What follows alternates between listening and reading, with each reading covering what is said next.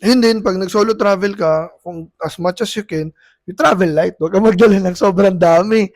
Para hindi ka Mm. rin mahirapan. Kasi yun din pala, pag solo travel ka, wala kang kasamang magbitbit. Diba? Mm. Wala kang katulong pag may gusto kang bilhin na marami. O kailangan mong planuhin yung mga ilalagay mo sa Tama, bagahe tama. mo. Diba? Yes. Nung nag-solo travel ka ba, sobrang dayang bagahe mo? Yung Hindi, time na yun? hindi, hindi. Lalo Hindi. sa Japan, putya, Puro hagdan.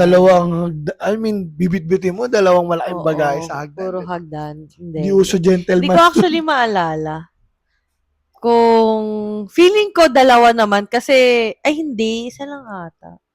Hindi ko maalala eh, pero baka ano, kasi may dala akong mga coat eh. Oh, kasi Kasi winter. taglamig. Oo. Ito rin, siguro another tip din is that, syempre pag nag-solo travel ka, you will get to know different people eh. Mm. It's okay to be open with them, pero syempre,